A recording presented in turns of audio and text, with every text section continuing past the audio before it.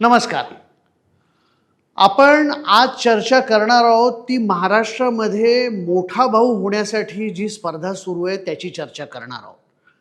आणि ही चर्चा जशी महाविकास आघाडीमध्ये विदर्भात चालू आहे, जागा वाटपावरून त्या महाविकास आघाडीमध्ये एक तणातणी आहे, ताण आहे, आरोप प्रत्यारोप प्रत्येक एकमेकांवर केले जात आहे. तसं एक काहीसं चित्र हे महायुतीमध्ये भाजप आणि शिंदेची शिवसेना यांच्यामध्ये ठाणे जिल्ह्यामध्ये दिसतंय. आपण आज त्याबद्दल बोलणार आहोत. नमस्कार, मी संदीप प्रधान. रिजनल डायरीजमध्ये आपलं स्वागत आहे. तर आपण बोलणार आहोत ते ठाणे जिल्ह्यामधल्या एकूण राजकीय परिस्थितीबद्दल. इथं अजूनही सर्व पक्षांचे सर्व उमेदवार अजून जाहीर व्हायचे, त्यामुळे नेमकं चित्र स्पष्ट व्हायचं आहे. पण आत्ता भाजप आणि शिंदेची शिवसेना यांच्यामध्ये एक ताण आणि तणावाचं चित्र आपल्याला दिसतंय. म्हणजे झालंय असं की ठाणे जिल्ह्यातल्या वेगवेगळ्या मतदारसंघामध्ये परस्परांना आव्हान देण्याची, परस्परांच्या विरोधात बंडखोरी करण्याची भाषा ही दोन्ही पक्षांचे उमेदवार करतायत. विशेष करून शिंदेच्या शिवसेनेतले काही नेते हे तर खुलेपणाने आव्हान देत आहेत. आता हे कुठं कुठं घडतंय तर ठाणे शहर हा जो मतदारसंघ आहे त्यामध्ये भाजपचे संजय केळकर हे उमेदवार आहेत आणि तिथं संजय भोईर आणि मीनाक्षी शिंदे या माजी महापौर आहेत ठाण्याच्या. भोईर हे स्थायी समितीचे अध्यक्ष राहिलेले आहेत. या दोघांनी आव्हानात्मक भाषा केली आणि इथं आम्ही बंडखोरी करणार अशाच पद्धतीचं एकूण त्यांचं म्हणणं आहे. त्याचबरोबर दुसरा आहे तो कल्याण पूर्व मतदारसंघ. कल्याण पूर्व हा खूप गाजलेला मतदारसंघ आहे. आपल्याला माहिती आहे इथले जे भाजपचे आमदार आहेत गणपत गायकवाड, त्यांनी शिंदे सेनेचे शहर प्रमुख महेश गायकवाड यांच्यावरती भर पोलीस स्टेशनमध्ये गोळीबार केला होता आणि त्यामुळे इथे भाजप आणि शिंदेची शिवसेना यांच्यामध्ये अक्षरशः विळ्या भोपळ्याचं नातं आहे. आणि त्यामुळे शिंदेच्या शिवसेनेची मंडळी ही गायकवाडांची पत्नी सुलभा गायकवाड यांनी उमेदवारी अर्ज दाखल केल्यापासून अत्यंत आक्रमक झालेली आहे. आणि आता त्यांनी सोशल मीडियावर तर आम्हाला आमचा उमेदवार ठरवलाच पाहिजे अशा पद्धतीची भाषा केलेली आहे. तिकडे कल्याण पश्चिमचा उमेदवार अजून जाहीर झालेला नाही, म्हणजे भाजपनी तो केलेला आहे ना शिंदे सेनेने काही उमेदवार जाहीर केलेला आहे. आणि तिथं त्याचं कारण असं आहे की तिथं शिंदे सेनेचे विश्वनाथ भोईर हे अर्थातच उमेदवार असतील अशी शक्यता आहे, पण भाजपचे नरेंद्र पवार हे त्यांना आव्हान देण्याची भाषा करतायत. मुरबाडमध्ये किसन कथोरे आहेत. किसन कथोरे हे तर म्हणजे वेगवेगळ्या बाजूने घेरलेले नेते आहेत ठाणे जिल्ह्यातले. म्हणजे एकीकडे माजी खासदार कपिल पाटील यांच्याबरोबर त्यांचा संघर्ष झाला आणि आता किसन कथोरे यांच्या विरोधामध्ये आपण निवडणूक लढवू अशी भाषा वामन म्हात्रे शिंदे सेनेचे नेते हे करतायत. जर समजा आपल्या विरोधामध्ये उमेदवार दिला गेला शिंदे सेनेकडून तर शहापूरमध्ये सुद्धा भाजप उमेदवार देईल अशा पद्धतीची भाषा ही कथोरेंच्याही समर्थकांकडून केलेली आहे. थोडक्यात सांगायचं तात्पर्य असं की ठाणे जिल्ह्यामध्ये जास्तीत जास्त जागांवरती कब्जा करण्यासाठी भाजप आणि शिंदेची शिवसेना यांच्यामध्ये एक रस्सीखेच आहे.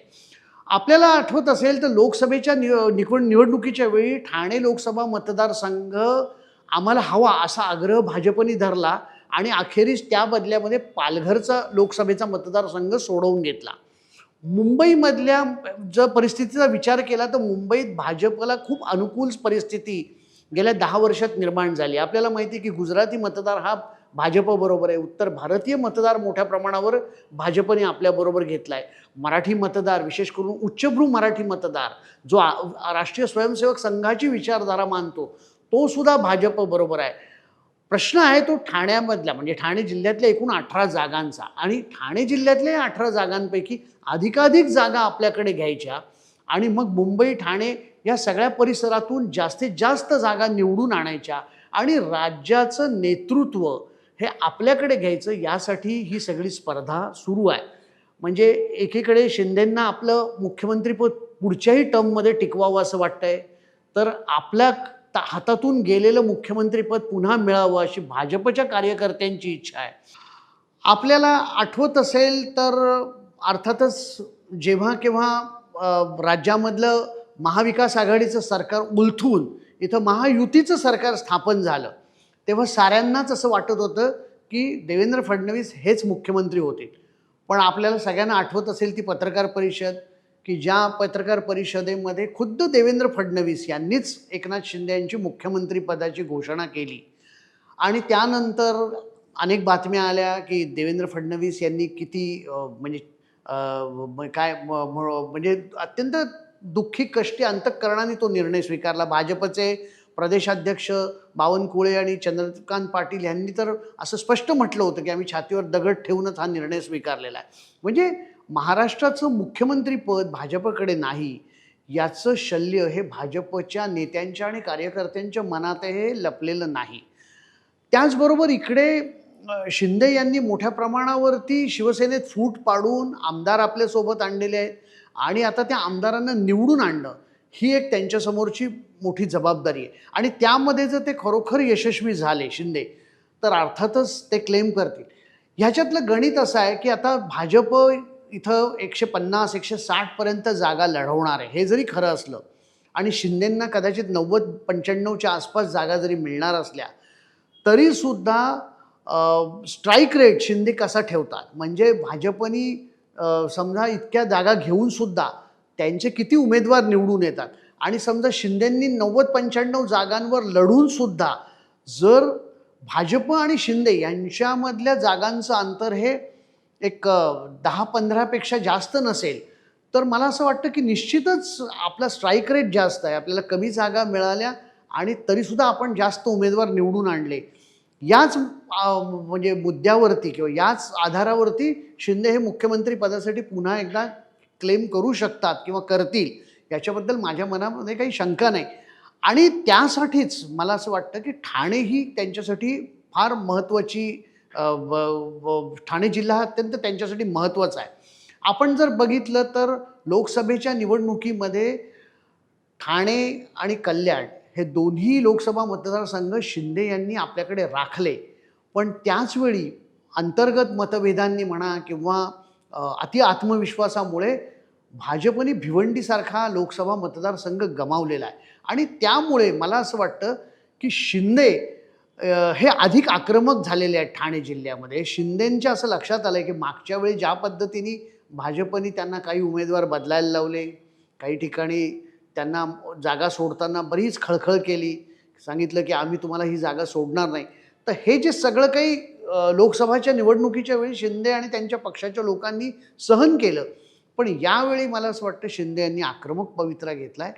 आणि कुठेतरी आता यावेळेला आपण ठाणे जिल्ह्यामधलं आपलं वर्चस्व कायम ठेवलं पाहिजे. ठाणे जिल्ह्यामध्ये भाजपचे आमदार जास्त आहेत, त्या तुलनेमध्ये शिंदे सेनेचे आमदार कमी आहेत. आणि त्यामुळे सुद्धा म्हणजे इथं एक किमान ठाणे जिल्ह्यात 18 पैकी एक 10 किंवा 11-12 आमदार आपण जर समजा इथे निवडून आणू शकलो, तेवढ्या जागा त्यासाठी आपल्याला मिळाल्या, तर आपला प्रभाव हा ठाणे जिल्ह्यावरती पुन्हा प्रस्थापित होईल किंवा राहील. असाच प्रयत्न हा शिंदे सेनेकडून, शिंदेंच्या नेतृत्वातल्या शिवसेनेकडून सुरू आहे, असं म्हटलं तर ते चुकीचं ठरणार नाही. त्यामुळे ही सगळी मोठा भाऊ होण्यासाठीची स्पर्धा आहे.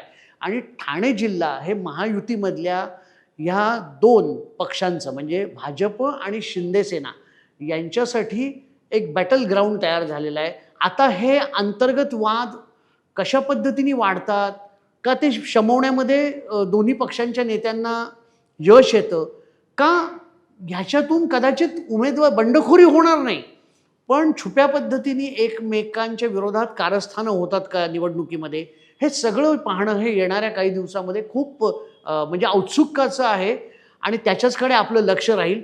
नमस्कार. तूर्त इथंच थांबूया.